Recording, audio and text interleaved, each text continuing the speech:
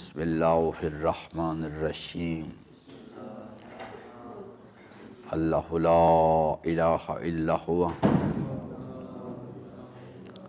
الحی القیوم لا تأخذہ سنۃ ولا نوم لہ ما فی السماوات وما فی الارض من ذا الذی یشفع عندہ الا بإذنہ یعلم ما بین ایدیہم وما خلفہم ولا یحیطون بشیء من علمہ الا بما شاء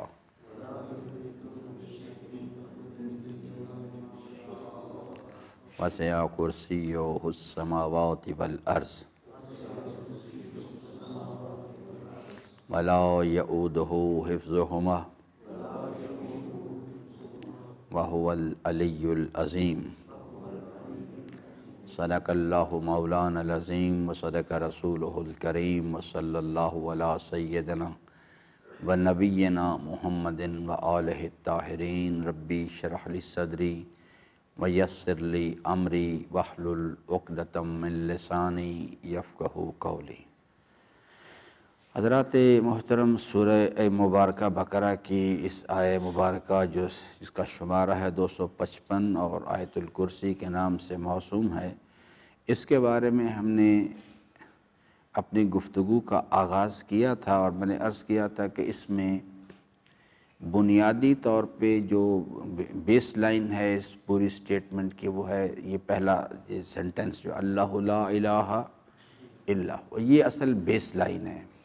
باقی آگے جو کچھ بھی ہے وہ اس کی تشریحات میں اس دعویٰ ہے، یہ اس کے اوپر دلیل کے طور پر باقی چیزیں لائی گئی ہیں۔ کل ہماری جو گفتگو تھی کہ اس کے اندر یعنی جو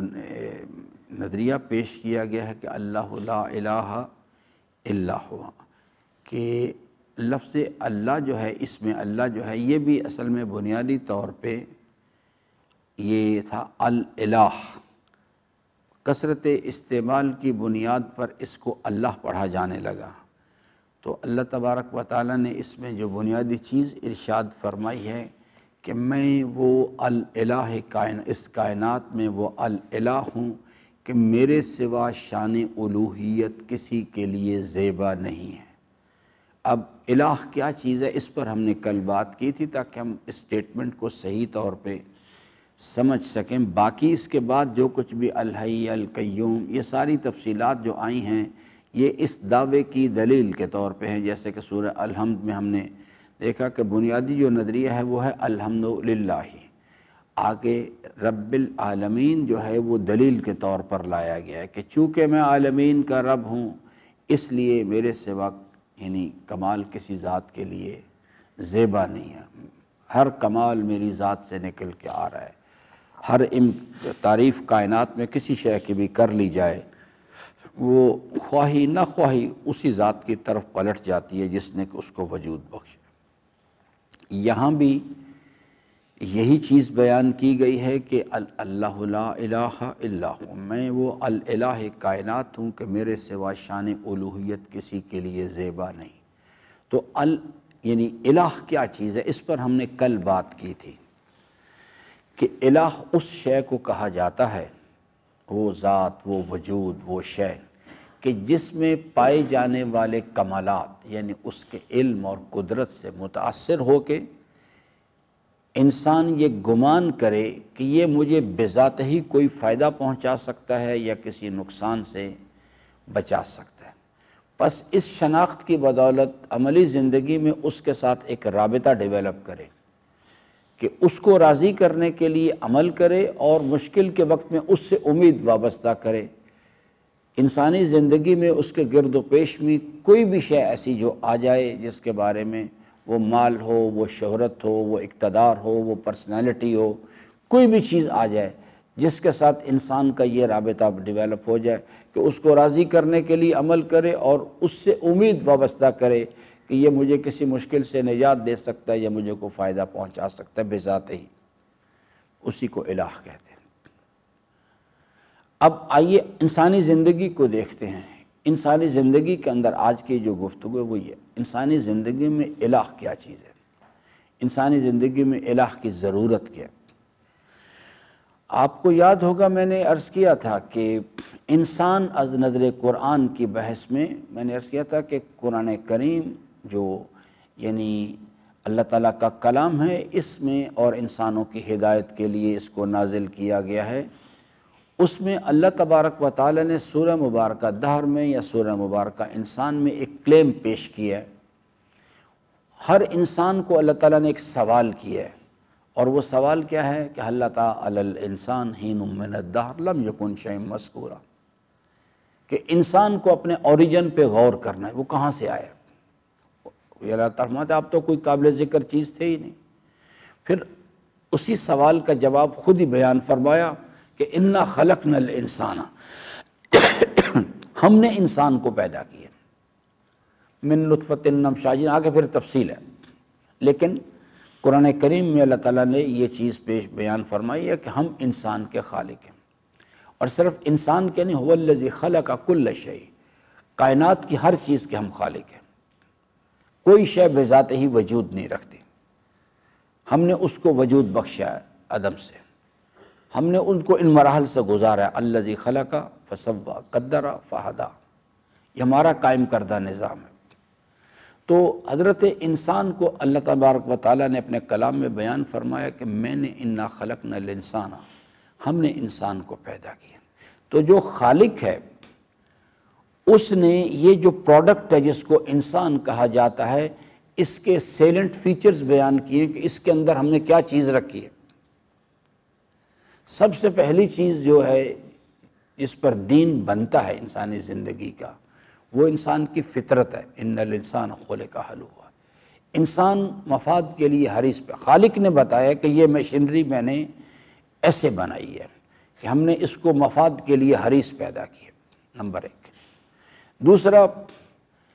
ان ہدینہ السبیل اما شاکرا و اما کفورا، انسان کو اللہ تبارک و تعالیٰ نے نور فجعلناہ سمیعا بصیرا، ہم نے انسان کو نور عقل سے سرفراز کیا۔ دوسری چیز جو سیلنٹ فیچر ہے، انا خلقنا الانسان من نطفۃ امشاج نبتلیہ فجعلناہ سمیعا بصیرا، انسان کو سمیع و بصیر بنایا گیا، یہ نور عقل کی طرف اشارہ کیا گیا۔ تیسری چیز جو ہے، انسان کو ایک ضمیر دیا گیا ہے، اور وہ کیا چیز ہے، وَنَفْسٍ وَمَا سَوَّاهَا فَأَلْهَمَهَا فُجُورَهَا وَتَقْوَاهَا، اس کے اندر وہ اچھائی اور برائی کے پیمانے انسان کے اندر الہام کر دیے گئے ہیں، وہ گورا ہو، کالا ہو، عربی ہو، عجمی ہو، ماضی، حال، مستقبل، وہ انسان ہونا چاہیے، اس کے اندر اللہ تعالیٰ نے یہ ان بلٹ کمالات رکھے۔ چوتھی چیز ہے، انسان کو علم دیا گیا، لیکن علم کے لحاظ سے اس کو قلیل علم دیا گیا۔ جب وہ سوال کیا گیا کہ روح کے بارے میں، تو وہاں پر یہ اس بحث میں اللہ تعالیٰ نے اس چیز کا جواب دیا ہے کہ انسان کو ہم نے علم عطا کیا لیکن قلیل۔ اور پانچویں چیز ہے کہ انسان کو قدرت دی گئی ہے، لیکن قدرت کے لحاظ سے انسان کو ضعیف پیدا کیا گیا۔ اب اس بات کو ذرا یہ پانچ چیزیں پیش نظر رکھیں۔ انسان کو فطرت دی گئی ہے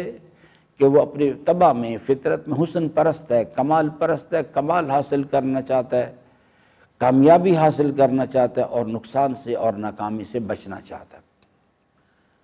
دوسری چیز ہے، انسان کو نور عقل دیا گیا۔ تیسری چیز ہے، انسان کو اللہ تعالیٰ نے ایک ضمیر عطا کیا، اس کے اندر اچھائی اور برائی کے پیمانے الہام کیے ہیں۔ علم کے لحاظ سے اسے قلیل علم دیا گیا، قدرت کے لحاظ سے ضعیف پیدا کیا گیا۔ اب جس وقت یعنی اس چیز کا مرکب ہے، اس کا مجموعہ ہے انسان، تو انسان کی فطرت اس سے تقاضا کرتی ہے کہ آگے بڑھو، کمال حاصل کرو اور ناکامی سے بچو۔ جب وہ اس کی فطرت اس کے ارادے کو ڈرائیو کرتی ہے، یہ جو آپ کو اپنی زندگی کے اندر ایک جو ایولیوشن پروسیس دکھائی دیتا ہے کہ ہر انسان جس کے پاس سے یعنی 1 لاکھ روپے ہے، وہ آگے 10 لاکھ روپے کی طرف جانا چاہتا ہے، جس کی آمدنی 1 لاکھ ہے وہ 10 لاکھ کرنا چاہتا ہے۔ یہ وہی چیز ہے کہ انسان جو ہے وہ جس چیز کو تشخیص دیتا ہے کہ اس کا یہ مفاد ہے وہ اس کی طرف جانا چاہتا ہے۔ ہر 5ویں جماعت والا بچہ 6ٹھی جماعت میں جانا چاہتا ہے۔ ایک ایولیوشن پروسیس ہے۔ ایک انسان جو ہے وہ جس کو بھی کامیابی سمجھتا ہے، جس کو بھی فلاح سے موسوم کرتا ہے، وہ اس کی طرف جانا چاہتا ہے، اسے حاصل کرنا چاہتا ہے۔ جب اس کی فطرت اس کو ڈرائیو کرتی ہے کہ آگے بڑھو اور کامیابی کی طرف جاؤ، تو اس کی یہ جو کمزوری ہے کہ اس قدرت کے لحاظ سے ضعیف پیدا کیا گیا وہ، اور علم کے لحاظ سے اس کو قلیل علم دیا گیا ہے، یہ رکاوٹ بیریئر سامنے آ کے کھڑے ہو جاتے ہیں کہ اس کے پاس سے اس کا ارادہ جو ہے صرف اس وجود کی سلطنت پہ حکومت کرتا ہے، اس سے زیادہ اس کے ارادے کی رسائی نہیں ہے، دسترس نہیں۔ وہ چاہتا ہے کہ وہ آگے بڑھے، اس کائنات کو تسخیر کرے، اس کے اندر جو مختلف قسم کے کمالات پائے جاتے ہیں ان کو حاصل کرے، تو لیکن اس کے سامنے یہ جب ارادہ تو وہ کرتا ہے، فطرت اس کی ڈرائیو کرتی ہے ارادے کو، لیکن آگے یہ اس کو جو چیز چاہیے علم کے لحاظ سے وہ اس کو قلیل علم دیا گیا ہے، قدرت کے لحاظ سے وہ ضعیف پیدا ہوا ہے۔ اب یہاں سے الہ کا تصور ابھرتا ہے زندگی کے اندر، ہر انسان کے پاس ہے، چاہے وہ بادشاہ ہوں یا فقیر ہوں، انبیاء و مرسلین ہوں یا ایک عام انسان ہو۔ اب وہ اپنے گرد و پیش میں جستجو کرتا ہے اور تلاش کرتا ہے۔ اسی واسطے اللہ تعالیٰ نے یہ نہیں کہا اس جہاں پہ کہ آپ کو الہ کی جستجو کرنی چاہیے۔ الہ کی جستجو اور ضرورت انسان کے اندر رکھی ہوئی ہے، وہ کہیں باہر سے آ کے انبیاء تقاضا نہیں کرتے،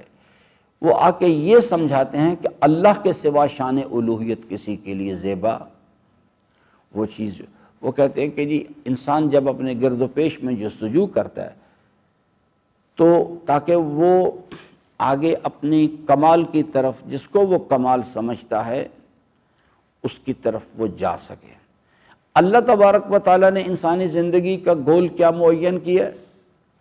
کس کو کہا گیا ہے کہ وَمَا خَلَقْتُ الْجِنَّ وَالْإِنسَ إِلَّا لِيَعْبُدُونِ، اللہ کا بندہ بننا ہے، یہ ہمارے سامنے آبجیکٹو رکھا گیا، ہم نے اس کی طرف جانا ہے۔ جب ہم اس کی طرف چلنا چاہتے ہیں تو راستے میں نفس کی خواہشات، میں چاہتا ہوں کہ اس وجود کی سلطنت میں اللہ کا دین حاکم کروں،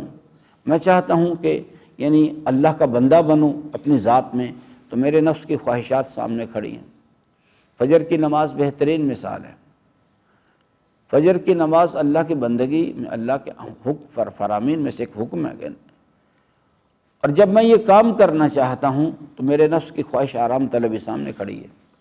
وہ مجھے نہیں کرنے دیتی۔ تو اس کے لیے کیا چیز ہے کہ انسان کا نفس، اللہ تعالیٰ نے فارمولہ سمجھایا ہے کہ انسان کا نفس اسے برائی کی طرف کھینچتا ہے، الا ما رحم ربی، وہ لوگ جس کا اللہ کے ساتھ رابطہ ہوتا ہے، جس پر وہ مہربان ہوتا ہے، وہ اس کا مقابلہ کر سکتا ہے، دوسرا اس کا مقابلہ نہیں کر سکتا۔ تو جب انسان جو ہے اس کے سامنے کوئی بھی ہدف ہو، جیسے آپ اس سفارش کہاں سے آتی ہے؟ سفارش کا کانسیپٹ آپ دیکھ لینا انسانی زندگی میں، کہ جب یہ ہے کہ انسان جو ہے وہ چاہتا ہے کہ اس کو نوکری مل جائے، وہ چاہتا ہے اسے کوئی کانٹریکٹ مل جائے، تو اب اس کی ذاتی طور پہ جو اس کی رسائی ہے، اس کے امکانات ہے اس میں، تو پھر وہ اپنے گرد و پیش میں تلاش کرتا ہے کوئی ایسا بندہ ملے کہ جو میری سفارش کرے اس کے ساتھ، اور تاکہ پھر میرا وہ جو ہے اس کی سفارش سے میرا مسئلہ، یعنی یہ ہے امید وابستہ کرنا اس چیز کے۔ تو انسانی زندگی کے اندر جو یہ فطرت ہے اس کے ارادے کو ڈرائیو کرتی ہے، ہر انسان کے پاس ہے۔ خود آپ اپنی جو کچھ میں بیان کر رہا ہوں، آپ اسے بات اگر سمجھ جائیں، اسے اپنے ذہن میں محفوظ کریں، آرام سے کسی خلوت پہ بیٹھ کے غور کریں کہ کیا میں یہ کر رہا ہوں یہ نہیں کر رہا، تو آپ کو خود ہی پتہ لگ جائے گا کہ ہر انسان کر رہا ہے یہ بات، ہم بھی کر رہے ہیں۔ ہر انسان جو ہے جب وہ آگے کمال کی طرف بڑھنا چاہتا ہے، اور یہ عمل مسلسل ہے، 6ٹھی والا 7ویں میں جانا چاہتا ہے، 7ویں والا 8ویں میں جانا چاہتا ہے، جب ایک ڈیسٹینیشن تک انسان پہنچتا ہے پھر آگے چیز سامنے آ جاتی ہے۔ 1 لاکھ، ہم 10,000 آمدنی چاہتا ہے 1 لاکھ ہو جائے، 1 لاکھ ہوتی ہے 10 لاکھ ہو جائے، وہ اعلیٰ حاصل قیاس، یعنی جو ایک عمل مسلسل ہے جس کا کوئی اینڈ نہیں ہوتا۔ اب جو چیز ہے وہ یہ ہے کہ یہاں پہ آ کے انسان اپنے گرد و پیش میں جستجو کرتا ہے، تلاش کرتا ہے اس چیز کے لیے کہ انسان جو ہے، میں اگر یعنی فلاں آدمی کو اسے پریشانی درپیش ہے، کوئی مسئلہ درپیش ہے، اب وہ چاہتا ہے کہ یعنی اس مسئلے کا حل کرے۔ ذاتی جو رسائی ہے، اس کی امکانات ہیں، تعلقات ہیں، قدرت ہے، علم، اس کے ذریعے سے مسئلہ حل نہیں ہو رہا۔ تو اب وہ جو جستجو اور تلاش ہے، اس میں وہ کسی ایسی شخصیت کو، کسی ایسی شے کو تلاش کرنا چاہتا ہے کہ جو آئے اس کی مدد کرے اس مسئلے میں آ کے، اسے اس مشکل سے نجات دے، یا جو وہ چیز حاصل کرنا چاہتا ہے وہ چیز اس کو دلوائے۔ بس یہاں پر یہ جو چیز ہر انسان کی زندگی کے اندر الہ کا تصور موجود ہے، اس کی عملی زندگی میں فطرت اس کو ڈرائیو کر رہی ہے۔ ڈونلڈ ٹرمپ چاہتا ہے کہ اگلے 4 سال کے لیے پھر صدر بن جائے، ہر انسان چاہ رہا ہے۔ کیا کیا اس چیز کی؟ یہاں آ کے ایک رہنمائی ہے کہ اللہ لا الہ الا اللہ تعالیٰ فرماتا ہے کہ میں آپ کو بتانا چاہتا ہوں کہ اگر آپ نے اس بات کو صحیح طور پہ سمجھ لیا ہے کہ الحمدللہ رب العالمین، اگر آپ اس بات کو صحیح طور پہ سمجھ گئے ہیں کہ اس کائنات میں کسی شے کے پاس کمال ذاتی نہیں ہے، سب کچھ اللہ کا دیا ہوا ہے۔ وہ آیت اللہ حسن زادہ عاملی کے جو شاگرد ہیں، انہوں نے یعنی ان کی ایک مناجات ہے جو ان کے شاگردوں نے اسے لکھ دیا، اس میں وہ اللہ تعالیٰ سے جب مناجات کرتے تو کہتے ہیں میرے مالک، میں ضرورت مند تھا، مجھے حاجت مند تھا، مجھے حاجت تھی، میرے پاس امکانات نہیں تھے، تو میں نکلا، میں نے کہا جستجو کروں اس چیز کے لیے کہ کوئی میری مدد کرے۔ تو کہتے ہیں میں جب اہل دنیا کے دسترخوانوں پر گیا، لوگوں کے پاس گیا، تو میں نے دیکھا کہ ان کے دسترخوان جو ہیں وہ نعمتوں سے بھرے پڑے ہیں، لیکن جب میں نے غور کیا، یہ الحمدللہ رب العالمین کی تشریح اصل میں سمجھا رہے ہیں، جب میں ضرورت مند تھا، میں لوگوں کے دروازوں پر گیا تو میں نے دیکھا کہ ان کے دسترخوان نعمتوں سے بھرے پڑے ہیں، لیکن جب میں نے غور کیا تو میں بڑا حیران ہوا کہ ان میں سے کوئی شے بھی ان کی ذاتی نہیں، سب کچھ تیرا دیا ہوا ہے۔ اور جب میں نے چاہا کہ میں اس سے استفادہ کروں تو میں اور مزید حیران ہوا کہ ان کے پاس سب کچھ ہے لیکن تیری مرضی کے بغیر دے نہیں سکتے۔ اسے کہتے ہیں الحمدللہ رب العالمین۔ اس بات کو اللہ تعالیٰ سمجھا رہا ہے کہ تم اس کائنات پہ نظر کرو، ہر طرف تمہیں کمال ہی کمال دکھائی دے گا، یا ہوا یا من لا ہوا الا ہوا، کہ اس میرے مالک، میں نے اس کائنات پہ نظر کی، میں جس طرف نظر کرتا ہوں مجھے تیرے علم و قدرت کی جلوہ گری دکھائی دیتی ہے۔ تو اس کو کہتے ہیں الحمدللہ رب العالمین۔ یعنی یہ بات جب میں نے چاہا کہ میں ان سے مدد لوں تو وہ تو خود کل لا املک لنفسی نفعا ولا ضررا ولا حیاتا ولا نشورا، وہ تو اپنے نفع اور نقصان پہ قدرت نہیں رکھتے، تو وہ تمہیں کیا فائدہ پہنچائیں گے؟ وہ تو خود محتاج محض ہے۔ اللہ تعالیٰ کی شان رحمانیت کے نتیجے میں جو اللہ تعالیٰ فرماتا ہے اپنے کلام میں کہ آپ یہ جو پرندے فضا میں اڑ رہے ہیں، آپ ان کے اوپر غور کریں، کس چیز نے ان کو سہارا دیا ہوا ہے؟ اللہ تعالیٰ کی شان رحمانیت نے، شان رحمانیت کی جلوہ گری ہے اس کائنات۔ یہ سورج کا وجود، اس کی حرکت، اس کو کس نے سنبھالا ہوا ہے؟ اللہ تعالیٰ کے ارادے نے۔ یہ شان رحمانیت کی جلوہ گری ہے۔ تو اسی طرح سے خود اپنے اوپر ہم غور کر لیں، بحول اللہ وقوتہ، انسان جو ہے بغیر الہی تائید کے، بغیر اس کے قدرت کے، اس کے حول کے بغیر، انسان جو ہے وہ اپنے وجود کو زبان کلام نہیں کر سکتی، نگاہیں دیکھ نہیں سکتی، انسان کھڑا نہیں ہو سکتا بغیر الہی تائید کے اس چیز۔ تو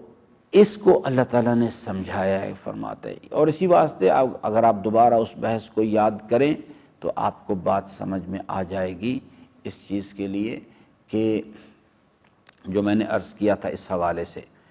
کہ انسان جو ہے اس کو اس چیز کے لیے غور کرنا چاہیے، یہ جو ہم نماز پڑھتے ہیں،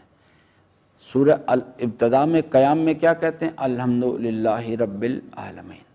اور اینڈ تشہد میں جا کے کیا کہتے ہیں؟ جس کے بعد نماز ختم ہو جاتی ہے، اللہ کے ساتھ جو انسان کی کنورسیشن ہے وہ ختم ہو جاتی ہے، اور اس کے بعد یعنی السلام علیکہ ایھا النبی ورحمۃ اللہ، وہ کیا چیز ہے؟ اشہد ان لا الہ الا اللہ وحدہ لا شریک لہ۔ تو ہم کیا کہتے ہیں؟ پروردگارہ میں گواہی دیتا ہوں تیری بارگاہ میں کہ اس کائنات میں کمال ذاتی کسی شے کے پاس نہیں، سب کچھ تیرا دیا ہوا ہے اور تو ہی میرا الہ ہے، اس کائنات میں تو یکتا و یگانہ ذات ہے، وحدہ لا شریک لہ، شان الوہیت میں کوئی تیرے ساتھ شریک نہیں ہے۔ یعنی کیا چیز ہے کہ اس کائنات میں سوائے تیری ذات کے کوئی ایسی نہیں جس کو راضی کرنے کے لیے عمل کیا جائے، اور تیرے سوا کوئی ذات نہیں جس سے امید وابستہ کی جائے اس چیز کے لیے۔ یہ ہم سٹیٹمنٹ پاس کرتے ہیں۔ اس چیز کو اللہ تعالیٰ فرماتا ہے کہ آپ اگر سمجھ گئے ہیں اس بات کو کہ الحمدللہ رب العالمین، تو میں آپ کو بتاتا ہوں کہ اللہ لا الہ الا ہوا، اللہ تبارک و تعالیٰ کے ساتھ شان الوہیت کسی کے لیے زیبا، میں وہ الالہ کائنات ہوں کہ میرے سوا شان الوہیت کسی کے لیے زیبا نہیں۔ کیوں نہیں؟ اللہ تعالیٰ چونکہ اسلام مکتب عقل ہے، اللہ تعالیٰ خود کہتا ہے کہ اندھی تقلید مت کرو، اسلام مکتب عقل ہے، کہتا ہے میں آپ کو دلیل دیتا ہوں اس چیز کے لیے۔ وہ دلیل کیا ہے؟ الحی القیوم لا تاخذہ سنۃ ولا نوم، کل انشاءاللہ اس پر تا الی آخر، وہو العلی العظیم تک، یہ سب اللہ تعالیٰ نے اپنے اس دعوے کی دلیل کے طور پہ ان چیزوں کہتے ہیں۔ اس کائنات میں آپ غور کریں، اگر کوئی شے بھی آپ کو دکھائی دے جائے جس میں یہ کمالات پائے جاتے ہیں، آپ اس کو الہ مان لے جائیں، الہ کی یعنی تو چونکہ اللہ کے سوا کسی کے پاس یہ کمالات نہیں ہیں، باقی سب صاحب حیات ہیں، صاحب کمال ہے، اللہ تعالیٰ منبع حیات ہے، اللہ تعالیٰ منبع کمال ذات ہے۔ تو اللہ تعالیٰ فرماتا ہے کہ اس واسطے میرا کلیم ہے کہ میرے سوا شان الوہیت کسی کے لیے زیبا نہیں۔ یہی بات آیت الکرسی میں آئی ہے، یہی بات سورہ حشر کی آخری آیات میں آئی ہے، هو اللہ الذی لا الہ الا ہوا عالم الغیب والشہادہ هو الرحمن۔ یہی بات سورہ اخلاص کے اندر جا کے بات سمجھائی گئی، قل هو اللہ۔ آپ کو چاہیے اس مطلب کو سمجھیں اور اس کی تکرار کرتے رہیں، کیونکہ یہ جو نظریہ ہے اسی کا یقین اصل میں حیات ہے۔ جو قرآن کہتے ہیں لِيُنذِرَ مَنْ كَانَ حَيًّا، ایک ہماری جسمانی حیات ہے اس مادی بدن کی، ایک روحانی حیات ہے، اسی نظریے کا یقین جو ہے لِتُنذِرَ، یعنی اللہ تعالیٰ فرماتے ہیں کہ ہم نے، آپ اگر کسی کو ڈرانا چاہتے ہیں انما تنذر من اتبع ذکر وخشی الرحمن بالغیب، یہ جو خشی الرحمن بالغیب ہے یہی اصل، یہی حیات ہے اصل میں۔ اگر انسان کے پاس یہ چیز نہیں ہے، سمجھ لے کہ انسان بیچارہ مر گیا، روحانی طور پہ اس کی موت ہو جاتی ہے اگرچہ جسمانی طور پہ زندہ ہوتا ہے۔ وہ جو حدیث مبارکہ آپ کو یاد ہوگی جو حضرت نے یعنی وہ ان کے صحابی نے امام علیہ السلام کے ساتھیوں میں سے ایک نے کہا کہ کتنے انسان خانہ کعبہ کا طواف کر رہے ہیں، تو امام علیہ السلام نے اس کو کہا کہ جب انسان کو معلوم نہ ہو حقیقت تو انسان کو اس پہ یعنی رائے قائم نہیں کرنی چاہیے۔ تو اس نے کہا حضرت یعنی کیا مطلب؟ امام نے فرمایا کہ یعنی تم دیکھنا چاہتے ہو اس کی حقیقت کیا؟ تو پھر امام علیہ السلام نے باعجاز امامت اسے دکھایا، اس نے دیکھا کہ اکثر حیوان ہیں، اکثر حیوان ہیں۔ وہ کیا چیز ہے؟ وہ روحانی طور پہ مر گئے ہوئے ہیں، وہ اس شکل میں چلے گئے ہوئے۔ تو عزیز انشاءاللہ کل سے اس مسئلے کو دیکھیں گے آگے کہ اللہ تبارک و تعالیٰ نے یہ جو اس نظریہ پیش کیا ہے۔ آج کی گفتگو تھی کہ الہ جو ہے انسانی زندگی کی ضرورت ہے، اس کے بغیر انسان جو ہے